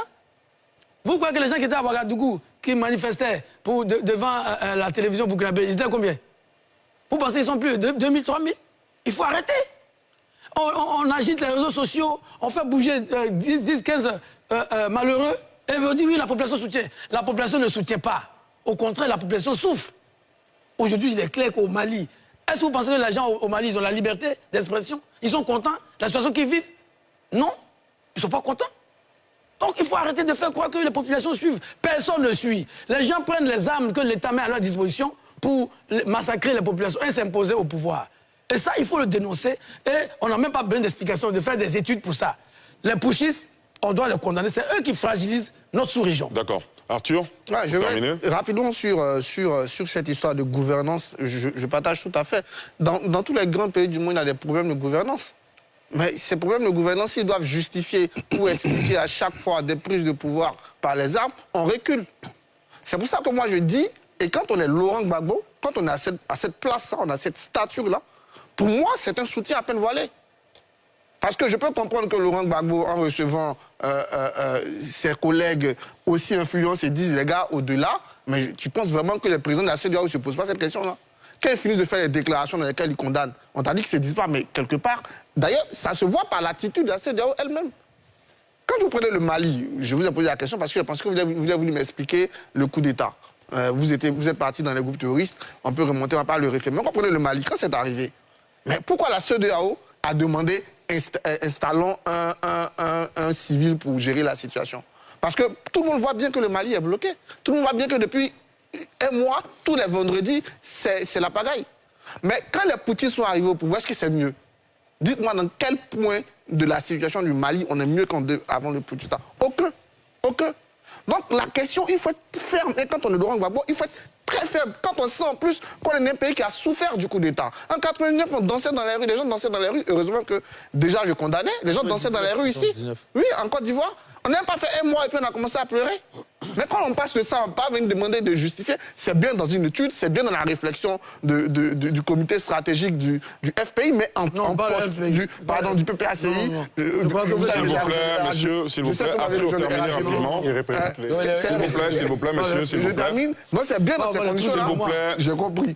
Mais quand on est Laurent Gbagbo dans cette tribune, il faut être plutôt ferme vers ces coups d'État pour ne pas créer d'amalgame. Parce que là, il est en train de créer des amalgames. D'accord. Je trouve que c'est anti-démocrate. Très bien. Messieurs, il y a eu un déjeuner de travail entre le président de la République, Alassane Ouattara, et son homologue français, Emmanuel Macron, mercredi au palais de l'Élysée. C'était l'occasion pour les deux chefs d'État d'échanger sur des sujets bilatéraux et régionaux d'intérêt commun. Ils se sont réjouis du partenariat solide et confiant entre la Côte d'Ivoire et la France, ainsi que de leur convergence de vues sur les différents sujets abordés. Pierre Dipomena nous fait un éclairage et on en parle juste après. Le couple présidentiel ivoirien, le président Alassane Ouattara et son épouse Dominique Ouattara, ont été accueillis par Emmanuel Macron et Brigitte Macron, le couple présidentiel français, opérant de l'Élysée. Après de chaudes accolades, les présidents français et ivoiriens ont eu un tête-à-tête autour d'un déjeuner de travail où des sujets bilatéraux et régionaux d'intérêt commun ont été débattus. La situation politique régionale ouest-africaine est éprouvée par une série d'instabilités marquées par des coups d'État au Mali, en Guinée et au Burkina Faso. Sans nul doute, la question de la sécurité et de la lutte contre les groupes armés dans le Sahel a été au cœur des échanges entre les deux hommes. La présence militaire française est de plus en plus dénoncée par les régimes militaires installés au Mali et au Burkina Faso. Après leur départ du Mali, les forces françaises ont été priées par les autorités de transition au Burkina de quitter le pays d'ici à un mois. Alors, cette rencontre à l'Élysée a suscité beaucoup de réactions, beaucoup d'interrogations. Comment vous réagissez à l'affaire Ouakili? Non, c'est une rencontre qui entre dans la routine et elle est différente de celle de 2020 à la veille de l'élection présidentielle. Après, il y a eu une autre. Mais je pense que ce qui a retenu des réactions, c'est l'image de la complicité, c'est cette accolade chaleureuse entre les deux présidents. Certains commentateurs ont trouvé que c'était excessif. Et puis, puisqu'on n'a pas eu le verbatim, lorsque des médias ont annoncé qu'ils vont parler du Burkina, ils se sont demandé pourquoi, au-delà de la coopération entre les deux pays, ils vont parler d'un autre pays. Donc, en dehors de cela, je pense que c'est une rencontre qui est dans la routine et puis on attend de savoir les détails du verbatim, mais dans une période apaisée comme celle-ci, il ne fallait pas peut-être s'attendre à des déclarations extraordinaires qu'on n'a pas eues et on continuera de scruter pour avoir certainement quelques indiscrétions sur ce qui s'est passé. En tout cas, ce que l'on a retenu, ce que beaucoup d'observateurs ont retenu, c'est cette accolade-là qui était très très forte et qui a fait jaser un certain nombre de commentateurs. Arthur ? Bon, je vais rapidement répondre sur la partie, on a discuté du Burkina, on a discuté du Mali, mais c'est normal. De toute façon, quand la Côte d'Ivoire était en crise, souvenez-vous des phases fortes de Wade à la base, quand il disait on peut être un Ivoirien mieux servi à Paris, mais c'est de Paris qui tient ces déclarations. On ne peut pas être le pays qui a des millions de Maliens et des millions de Burkinabés. On est le pays qui est le plus exposé si le Mali et le Burkina cèdent. Donc c'est tout à fait normal que le président de Côte d'Ivoire retrouve un de ses partenaires les plus fiables et discute de cette situation qui les intéresse. La situation du Burkina, la situation du Mali nous intéresse. Elle intéresse au premier chef Alassane Ouattara, qui peut en parler avec Emmanuel Macron. Deuxième chose, ça traduit. Je me demande si, depuis De Gaulle Fouette, on a une relation aussi poussée. Je pense qu'on va faire... les historiens ont autant travaillé dessus. Bon, il y a Sarkozy, Ouattara quand même. Mais Macron, là, c'est quand même fort. Mais bon, on verra. Mais c'est quand même quelque chose. Mais ça signifie aussi le retour en grâce, je ne demande pas de retour en grâce, mais sur le plan économique, on parle beaucoup de la coopération dans d'autres domaines, mais sur le plan économique, quand on regarde depuis un an et demi, les chiffres des investissements français en Côte d'Ivoire sont en nette explosion, et ça peut se voir là. Et puis, dernier point, qui est normal aujourd'hui, face à la pression russe, Wagner, face au menace de déstabilisation, la Côte d'Ivoire est le pays qui ne doit pas céder, hein, qui ne doit pas chuter. Et là, je pense que tout le monde en a conscience. Emmanuel Macron en premier, ils mettront tout en œuvre pour que le pays reste dans sa stabilité. Guillaume? Oui, moi je pense que il faut se féliciter que notre pays ait de bonnes relations avec la France, nonobstant les crises qu'on a pu observer il y a quelque temps. Et je dis que cette relation de confiance entre Paris et Abidjan est faite pour nous rassurer. Parce que parfois, j'ai le sentiment que beaucoup d'Ivoiriens n'appréhendent pas avec suffisamment de gravité ce qui se vit à nos frontières, notamment au Mali ou au Burkina. Nous avons été frappés ici par le terrorisme ici à Bassam. On en a vu les conséquences. Aujourd'hui, et que je l'ai déjà dit, il est bon que la France, qui est un partenaire traditionnel de la Côte d'Ivoire, puisse avoir une relation rassurante avec notre pays. Sur le plan sécuritaire, mais aussi sur le plan économique. Nous sortons à peine, nous cherchons à sortir de la grande crise mondiale, etc., économique, avec la Covid, tout ça. Et moi, je dis souvent aux gens, il y a des rien de nouveau sous le soleil. Même si on peut reprocher certaines choses aux politiques français dans leur relation avec ces anciennes colonies, mais c'est dans la discussion, dans la compréhension mutuelle que nous allons faire évoluer nos relations dans l'intérêt des populations des deux pays. On y travaille. Il faut y travailler. Beaucoup de gens qui s'offusquent, qui s'agitent. Je disais à un ami qu'il n'y a rien de nouveau sous le soleil. À l'indépendance, Sékou Touré a choisi l'URSS. Houphouët-Boigny a choisi la France. Mais on fait le bilan. Aujourd'hui, la Russie, qui est le nouvel Eldorado de ce que j'appelle des pseudo-panafricanistes, parce qu'en fait, ce ne sont pas des panafricanistes, ce sont des vendeurs d'illusions. Mais ceux-là, la Russie d'aujourd'hui, on fera le bilan dans 10-15 ans. Mais moi, je préfère une coopération qui permet à la Côte d'Ivoire d'être stable, qui permet à la Côte d'Ivoire d'avancer, d'être crédible, d'être respectée, à de l'aventure avec des soldats privés comme Wagner. Voilà. Donc, moi, je suis heureux et j'espère que le président Macron, dont on en sent aussi beaucoup de ton pays, que la France continue d'aider notre pays à avancer sur le chemin du progrès, de la stabilité, en corrigeant ce qui peut apparaître comme des scories du passé pour être dans et je pense que le président Macron a le discours qu'il faut. Il a pris des initiatives. Bon, Arthur est bien placé. Lui-même qui devait être ambassadeur de Macron à Abidjan. Bon. Ça, c'est une révélation. Hein. D'accord. Evans? Ok, je pense qu'Alafé disait tout à l'heure, c'est une routine. Je pense que ça fait 2 ans de cela que les deux présidents ne s'étaient pas rencontrés comme cela. On s'en vient en 2022. Il y a eu des entretiens en 2022, oui. En mai 2022. Allez-y, poursuivez. Oui, mais en fait, ici, quelques discussions, c'est que je pense que notre président partait inviter le président Macron pour la remise du prix Félix Houphouët-Boigny bientôt à Yamoussoukro.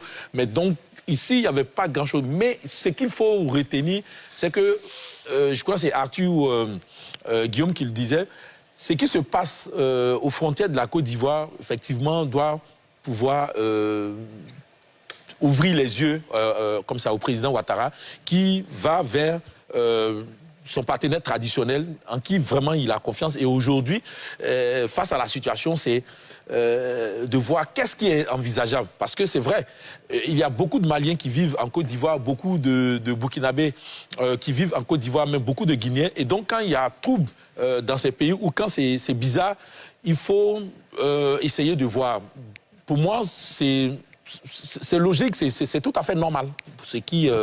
Pour la visite du président en France, c'est logique. Serge Patrick? Moi, je vois Assimi Goïta qui se rend en Russie. Ibrahim Traoré passe à lui Assimi Goïta. Ibrahim Traoré prend une décision qui est interprétée comme un sentiment anti-français.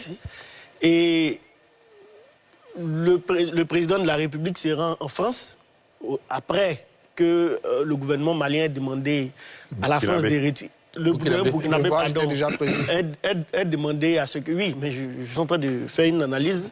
A demandé que la France retire ses troupes. C'est simple. Aujourd'hui, nous faisons face à un nouveau système de positionnement de la France et de la Russie qui fait que la Côte d'Ivoire est positionnée comme un partenaire, mais plus que jamais stratégique et important pour la France au niveau de la sous-région. Le Burkina et le Mali, nous partageons les frontières. Et s'il y a un danger au Mali ou au Burkina, mais ça veut dire que la Côte d'Ivoire est aussi menacée. Donc, la Côte d'Ivoire va renforcer son lien avec son partenaire, mais ce n'est pas n'importe quel partenaire. C'est un partenaire qui a des forces sur notre territoire, mais d'un point de vue militaire et historique, c'est quand même, je vais dire, le tuteur de ces différents pays-là. Et plus... Le mot est trop fort. Oui, je le dis ainsi, c'est une réalité. Et plus le Mali, le Burkina essaient d'échapper des griffes de la France, mais ça inquiète, c'est inquiétant. C'est inquiétant. Inquiétant pour Paris, vous pour Paris, voulez dire. C'est inquiétant pour Paris. Et donc, il faudrait que le président rencontre Emmanuel Macron, qu'il fasse le bilan et voie, en fait, comment est-ce que la France va pouvoir mieux se positionner au niveau de la Côte d'Ivoire. Et comme je l'ai dit, avec ce que nous voyons en Ukraine, la manière dont la crise se passe aujourd'hui entre la Russie et l'Ukraine, et qu'on parle aujourd'hui au niveau de la géopolitique de précaré ou de zone d'influence, la France recule, mais véritablement au niveau du Sahel. Et donc, voilà, cette réunion est normale. Je termine pour dire que moi, je comprends plus le mouvement des Maliens et burkinabés est plus souverainiste que panafricaniste. C'est un débat qu'on peut faire, mais c'est par rapport à ce que Guillaume Bateau a parlé de pseudo-panafricanisme. Moi, je dis non, c'est plutôt des souverainistes, quoi. Très bien, on aura l'occasion de... On aura l'occasion de faire ce débat, certainement, de mettre ces questions sur la table. Professeur Dion, on termine avec vous, ce tour de table. D'accord, mais c'est dans l'ordre normal des choses, hein. Ça a été bien expliqué. Quand on est président de la Côte d'Ivoire, on est lucide de cette façon-là. Et ce que le président Ouattara fait, c'est ce que le président de la Côte d'Ivoire doit faire. Quand on connaît les défis, quand on connaît les enjeux, quand on connaît le poids de la France, quand on connaît ce que la Côte d'Ivoire représente pour la France, c'est de la lucidité, c'est de la politique. La deuxième chose, c'est que ça peut choquer, hein. On parlait de nos amis panafricanistes, un panafricanisme vraiment frélaté, qui n'a rien compris au vrai panafricanisme. Mais même quand la Russie va s'installer dans un pays comme le Mali ou bien la Guinée, même si la Russie réussit à le faire, la Russie n'aura pas d'autre type de rapport avec ces pays que les rapports que les Américains ont avec les autres pays ou que la France a avec la Côte d'Ivoire. Ce sont les intérêts aujourd'hui. La Russie est en train d'appâter. C'est un hameçon, on hameçonne, on appâte. Mais quand les choses vont se mettre en place, ça sera le même type de rapport. Parce que je suis désolé, mais les grands poissons mangent toujours les petits poissons. C'est l'ordre des choses et c'est l'ordre du monde. Très bien. Monsieur, à présent, place au carton de la semaine dans quelques instants.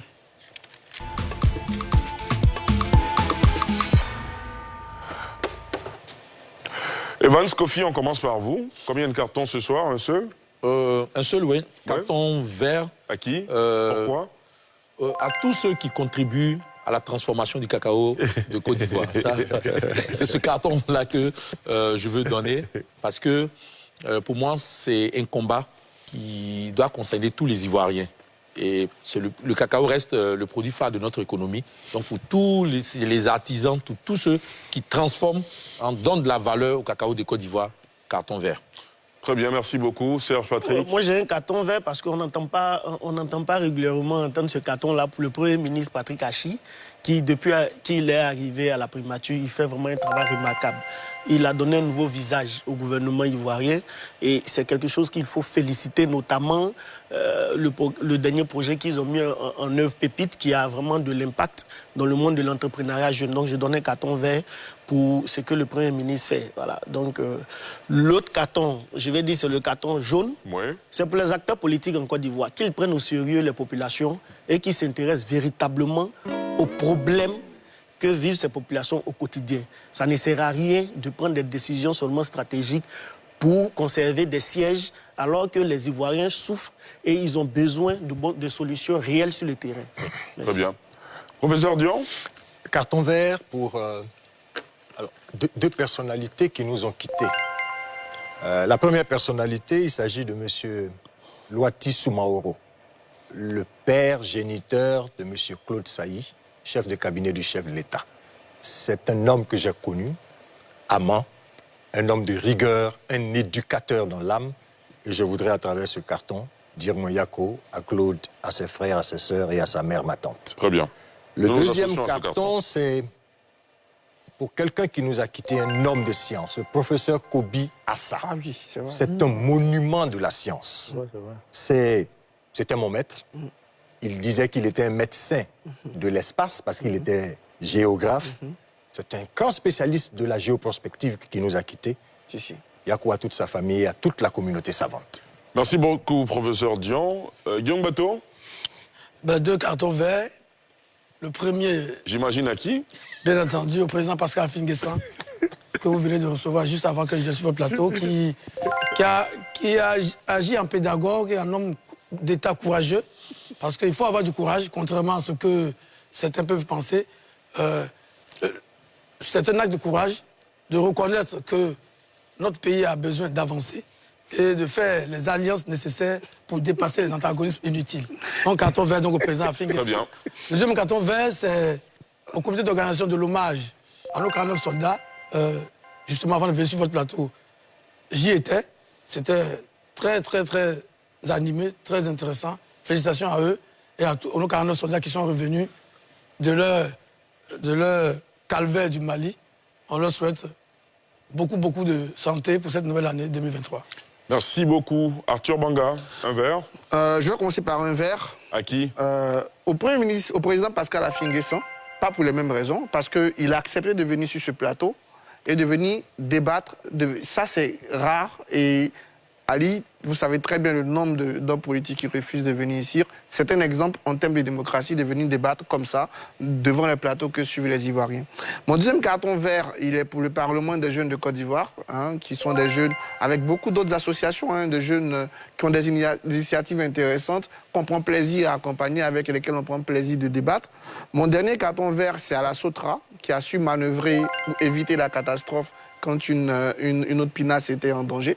Et je vais donner mon carton jaune au ministère de la Construction et à l'AGF. Parce qu'il y a des souscripteurs qui ont acheté des terrains et aujourd'hui qui se retrouvent dans une situation difficile. Je souhaite vraiment que le ministère de la Construction regarde de près ce dossier. Il n'est pas normal que des Ivoiriens qui ont acquis des biens soient aujourd'hui spoliés. Et donc j'espère qu'ils pourront se pencher sur cette situation. Merci Arthur. On termine avec Alafé Ouattili. Je n'ai que le vert. Oui, d'abord, vert pour les ministères, les institutions qui, en ce début d'année, invitent la presse et les journalistes pour des échanges de vœux. Je pense que c'est une excellente initiative. Le président de la République lui-même, à l'époque, il faisait cela. Il consacrait une cérémonie de vœux aux journalistes. Je pense que les contraintes d'agenda ne le permettent pas et pour l'instant. Et c'est intéressant que des ministères, des institutions poursuivent cela. Un second carton pour dire merci aux populations d'Aboville qui ont accueilli la JMCA cette année, le 24 janvier, après à Diaké. Dire merci à toutes ces populations, à Mariam Koulibaly, à Brice qui nous suit, à toutes ces populations, ainsi qu'à toutes les autorités qui nous ont facilité cette manifestation. Et aussi, je profite pour féliciter l'ensemble du comité d'organisation. Merci beaucoup. Carton vert à vous, Alafé Ouattili, justement, pour cette initiative qui vise la promotion de la culture africaine. Carton vert à tous les invités qui ont accepté de venir ce soir pour faire le débat, à commencer par l'ex-premier ministre président du FPI, Pascal Affi-N'Guessan, qui nous a fait l'honneur de sa présence. Merci à vous, Guillaume Bateau, Arthur Banga, Alafé Ouattili, Evans Kofi Fulbert, Serge Patrick de Souza et professeur Dion. Carton vert inconditionnel à tous nos téléspectateurs, internautes qui nous suivent, fidèles de cette émission en Côte d'Ivoire et dans tous les autres pays d'où vous nous suivez. Merci d'avoir suivi cet autre numéro de NCI 360. Rendez-vous dimanche prochain. Je vous souhaite de passer une excellente fin de semaine et une belle semaine qui s'ouvre demain. Merci beaucoup. Merci, allez.